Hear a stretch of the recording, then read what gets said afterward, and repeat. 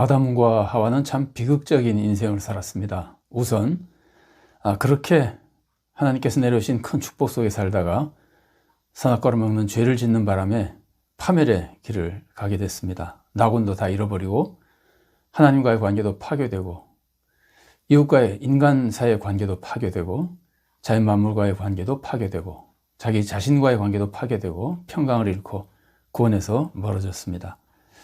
온 인류에 오히려 파멸을 가져다 줬습니다. 그러나 하나님은 그런 죄인이지만 은혜로 다시 회복의 길을 열어주십니다. 그래서 결국은 인류에게 구원의 길을 열어주시죠. 또 아담과 하와가 겪은 또 하나의 큰 불행은 가인이 아벨을 죽인 겁니다. 이것은 하나들을 잃은 큰 슬픔이기도 하고 하나들의 큰 죄에 빠진 슬픔이기도 하지만 동시에 악한 자손이 남는 큰 비극입니다. 그런데도 하나님은 또다시 은혜를 베풀어 주셔서 아벨 대신 셋을 낳게 해주시고 그래서 위로해 주시고 동시에 인류 구원의 길을 이어가도록 해주십니다. 자, 성경은 셋에 대해서 가르쳐주는 것이 많지는 않습니다. 그러나 우리는 거기서 몇 가지를 살펴볼 수 있습니다. 우선 셋은 하나님이 아벨 대신 주신 아들입니다. 창세기 4장 25절 말씀입니다. 아담이 다시 자기 아내와 동침하매 그가 아들을 낳아 그의 이름을 셋이라 하였으니 이는 하나님이 내게 가인이 죽인 아벨 대신에 다른 씨를 주셨다 함이며. 자, 또 셋에 대해서 알 수 있는 것은 셋의 아들 에노스 때 비로소 사람들이 여호와의 이름을 불렀다는 겁니다. 창세기 4장 26절 말씀입니다. 셋도 아들을 낳고 그의 이름을 에노스라 하였으며 그때 사람들이 비로소 여호와의 이름을 불렀더라. 자, 그리고 셋에 대해서 또 한 가지 우리가 알 수 있는 것은 짐작할 수 있는 거지만 성경에 기록되어 있는 말씀이 있습니다. 셋의 후손에서 그리스도가 나시는 겁니다. 누가복음이 보여주는 예수님의 족보를 보면은 그 예수님의 족보에 셋이 나옵니다. 누가복음 3장 38절 말씀입니다. 그 위는 에노스요, 그 위는 셋이요, 그 위는 아담이요, 그 위는 하나님이시니라. 자, 이런 셋의 모습에서 우리는 어떤 것을 배울 수 있을까요? 크게 두 가지를 배울 수 있습니다. 하나는 하나님의 역사입니다. 인류의 구원을 이루어 가시는 하나님의 역사. 이 하나님의 역사는 하나님의 은혜와 권능으로 이루어져 나갑니다. 그리고 또 하나 알 수 있는 것은 셋에 대한 모습입니다. 셋이 그 은혜에 맞는 삶을 살아서 정말 구원의 선조가 되는 자기에게 하나님께서 기대하신, 맡기신 소명을 다 이루는 모습입니다. 자, 먼저 하나님의 역사를 살펴보겠습니다. 하나님의 역사는 하나님의 은혜와 권능으로 나타나죠. 자, 하나님의 은혜를 보십시오. 사실 이때 인간이 얼마나 타락했습니까? 아담과 하와는 하나님을 믿지 않고 오히려 사탄의 말을 더 믿고 자기의 유익을 위해서 자기 욕심대로 선악과를 먹습니다. 이게 얼마나 참 한심한 죄이고 이런 죄인 인간이 얼마나 하나님께서 보시기에 타락한 인간입니까? 또 그 아들 가인은 의로운 동생 아벨을 죽입니다. 정말 이런 인간들, 죄인이고 타락한 인간, 정말 파멸시키고 싶은 인간들입니다. 사실 하나님은 이런 인류를 다 파멸시켜버리시고 새로운 인간을 다시 창조하실 수도 있습니다. 그러나 하나님은 그런 악에 대해서 참으시고 하나님은 은혜를 내려주십니다. 사실 나중에 하나님께서 이스라엘의 죄에 대해서 분노하실 때 이와 비슷한 모습, 지금 우리가 생각해 본 모습과 비슷한 모습을 보여주십니다. 하나님은 이스라엘을 파멸시키시고 새로운 민족을 만들어서 하나님 백성을 삼으려고 하신다는 말씀을 표현하신 적이 있습니다. 물론 그때도 하나님께서는 모세의 기도를 들으시고 참으시고 또 용서해 주시죠. 이때 하나님께서 하신 말씀 보십시오. 출애굽기 32장 10절 말씀입니다. 그런즉 내가 하는 대로 두라. 내가 그들에게 진노하여 그들을 진멸하고 너를 큰 나라가 되게 하리라. 악한 이스라엘 민족은 파멸시키시고 새 민족을 만드시겠다는 거죠. 그러나 하나님은 그렇게 하지 않으시고 또 참으시고 용서해 주시고 구원의 역사를 이루어 가십니다. 하나님께서 참으시는 말씀 보십시오. 출애굽기 32장 14절 말씀입니다. 여호와께서 뜻을 돌이키사 말씀하신 화를 그 백성에게 내리지 아니하시니라. 자, 가인이 아벨을 죽였을 때 하나님은 아벨 대신 셋을 주셔서 구원의 역사를 이어가십니다. 자, 이 모습을 볼 때 우리를 한번 생각해 보십시오. 하나님께서는 우리를 하나님의 자녀로 삼아주셨습니다. 우리가 악을 행해도 하나님은 그것 때문에 우리를 파멸시키지 않으시고 하나님은 신실하신 그 구원의 약속과 구원의 역사를 이루어 가십니다. 그래서 우리는 죄를 지었을 때 하나님께 회개하면 되는 겁니다. 다른 데로 가지 말고 하나님의 벌을 받는다 하더라도 다른 데로 가지 말고 하나님만 의지하고 하나님께 회개하며 하나님의 은혜를 받아야 됩니다. 하나님께서는 신실하신 그 사랑과 권능으로 우리가 죄를 지어도 용서해 주시고 우리들을 통해 구원의 역사를 이루어 가실 겁니다. 자, 이제 우리 하나님의 권능에 대해서 잠깐 더 살펴보겠습니다.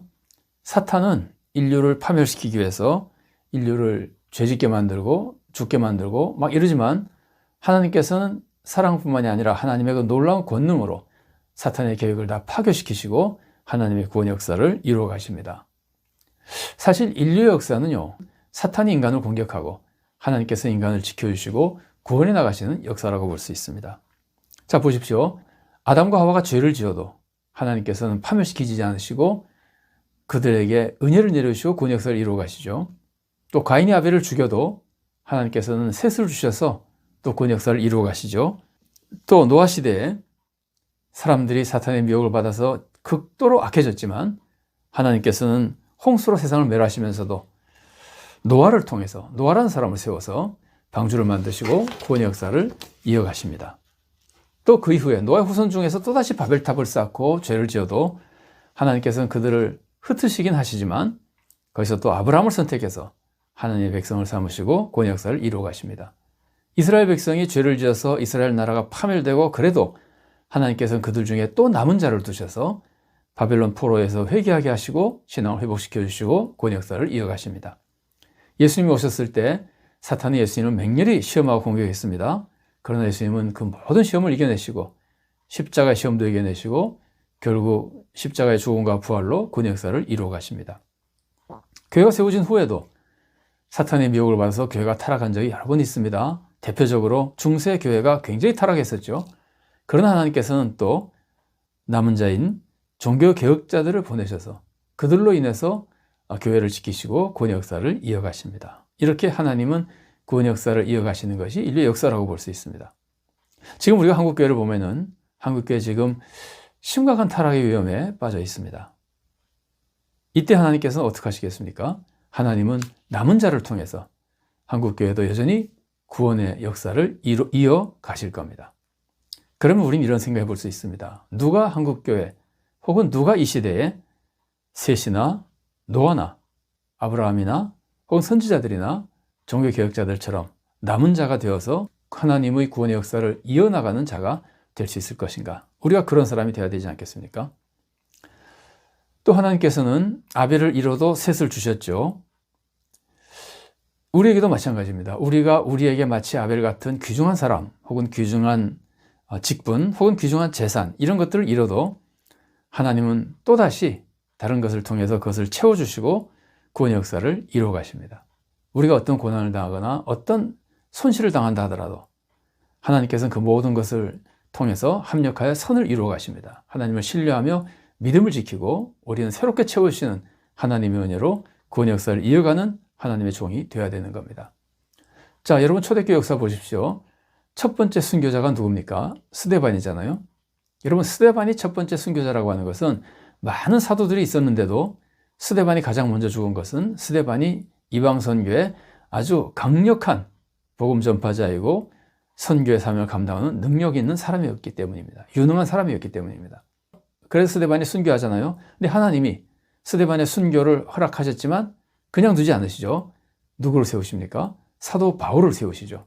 사도 바울도 보면은 그 당시 많은 사도들이 있고 또 동역자들이 있어도 선교하러 가는 곳마다 사람들이 사도 바울만 먼저 죽이려고 그럽니다. 여러 번 위기를 당하죠.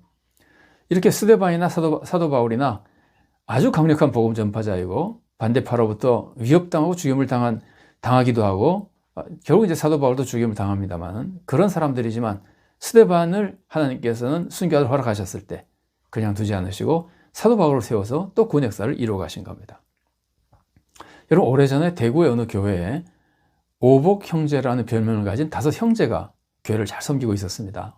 이 오복 형제라고 불린 것은 이 5 형제 때문에 교회가 축복이 되고 이분들도 정말 주님의 귀한 성도들이라고 해서 이제 이런 별명을 붙여주고 정말 교회에서는 기둥처럼 여겼습니다. 근데 가정사정으로 인해서 이 5 형제가 다 서울로 이사를 하게 됐습니다. 온 교회가 낙심했습니다. 이 모습을 보고 목사님이 이렇게 말씀하셨습니다. 여러분, 우리 교회는 오복 형제가 지키는 게 아니라 하나님이 지켜주십니다. 오복 형제가 떠난 후에 성도들이 크게 각성했습니다. 우리가 정말 더 사명을 잘 감당하자. 그래서 오히려 성도들의 믿음이 더 성장하고 교회가 더욱 부흥했습니다. 하나님은 오복 형제를 떠나게 하심으로써 오히려 성도들이 더 각성하게 하고 더 열심히 하게 하고 새로운 오복 형제 같은 좋은 성도들을 많이 세워주시고 그래서 성도도 살고 교회도 더 부흥하고 살아나는 큰 축복, 구원의 역사를 이루어 가신 겁니다. 자, 이렇게 하나님의 역사에서도 배울 수 있지만 우리는 셋의 모습에서도 배울 게 있습니다. 셋은 하나님의 구원 역사를 이루는 자가 되었습니다. 물론 하나님께서는 셋을 보내시며 셋에게 그런 소명을 주셨습니다.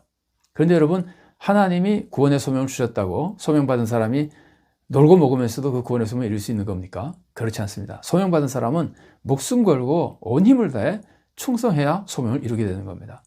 여호수아 보십시오. 하나님께서는 여호수아에게 가나안 땅을 정복하게 해주겠다고, 백성이 다 땅을 얻게 해주겠다고, 그 사명 여호수아가 감당하게 해주겠다고 약속하셨습니다.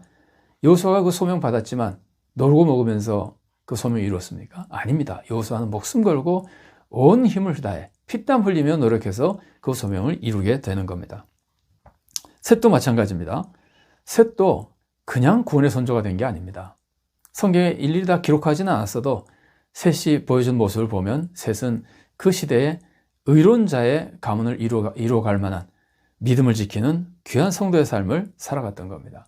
성경에 명시되어 있지는 않으나 우리가 추정할 수 있습니다. 우선 셋이 믿음을 잘 지켰을 것을 우리가 짐작할 수 있을 뿐 아니라 셋의 아들 시대에 사람들이 여호와의 이름을 불렀다고 하죠. 사람들이 여호와의 이름을 불렀다는 것은 하나님께서 자신을 사람들에게 더 잘 알려주셨다는 뜻입니다. 그래서 어떻게 된 걸까요? 사람들이 여호와의 이름을 부른 것은 하나님과 교제했다는 뜻이기도 하고 또 동시에 사람들이 여호와의 이름을 불렀다고 하는 것은 하나님을 믿고 구원의 길을 가는 모습을 우리들에게 보여주는 겁니다. 자, 성경 요엘 2장 32절 말씀을 읽어드리겠습니다. 누구든지 여호와의 이름을 부르는 자는 구원을 얻으리니 이는 나 여호와의 말대로 시온산과 예루살렘에서 피할 자가 있을 것이며 남은 자 중에 나 여호와의 부름을 받을 자가 있을 것임이니라. 여호와의 이름을 부르는 자는 구원을 받는다 그러죠. 여호와를 믿어서 구원받는다는 뜻입니다. 자, 사도행전에는 주님의 이름을 부르는 자가 구원받는다는 말씀이 나옵니다. 사도행전 2장 21절 말씀입니다. 누구든지 주의 이름을 부르는 자는 구원을 받으리라 하였느니라. 그러니까 여호와 이름을 부르는 것은 여호와는 사실은 이스라엘 백성이 하나님의 이름을 부를 수 없기 때문에 여호와라는 단어가 성경에 나오면은 부르지 않고 나의 주라고 바꿔서 읽습니다. 그러니까 여호와는 주님이시고 또 주님은 신약성경에서 예수님이잖아요. 그래서 여호와 이름을 부른다고 하는 것은 주님을 부르는 것이고 지금 우리로 하자면 예수를 믿고 구원받는 것과 같은 의미를 가지고 있는 겁니다. 그래서 셋의 아들 에노스 시대에 사람들이 여호와 이름을 불렀다고 하는 것은 셋 자신이 믿음을 잘 지키고 신앙생활을 잘했을 뿐만 아니라 셋이 아들도 후손들도 교육을 잘 시켜서 후대 사람들도 계속 하나님을 믿고 구원에 가는 정말 귀한 구원의 역사를 셋이 이루어갔다는 것을 우리들에게 알려주는 겁니다. 셋은 자신도 믿음을 지키고 자손들도 믿음의 길을 잘 가게 해서 신앙의 선조의 모습을 보여줍니다. 그래서 셋은 메시아의 선조가 되는 겁니다. 소명을 잘 이룬 위대한 신앙의 선조입니다. 자, 우리도 우리에게 아벨같이 귀한 사람이나 또 직분이나 혹은 능력이나 이런 것들을 우리가 잃을 수도 있습니다. 그러나 염려하지 마십시오. 하나님께서는 또다시 새로운 은혜로 셋을 보내주신 것처럼 아벨 대신 셋을 보내주신 것처럼 다른 은혜로 또 채워주셔서 우리가 구원에 이르가고 우리가 구원의 역사를 이루어가도록 도와주십니다. 특히 타락해간 한국교회에서 우리가 남은 자가 되어서 우리가 셋처럼 또 노아처럼 이렇게 남은 자가 되어서 우리가 한국교회 구원을 회복하고 이루어가는 그런 성도가 될 수 있어야 되겠습니다. 이를 위해서는 우리 자신이 믿음을 지키고 열정을 다해 충성하고 또 후손들도 신앙으로 잘 양육해서 믿음의 가문을 이루고 믿음의 교회를 이루고 믿음이 회복되는 역사를 이루어 나감으로써 우리도 구원을 얻고 세상도 구원으로 인도하는 복된 성도로 살아갈 수 있기를 바랍니다.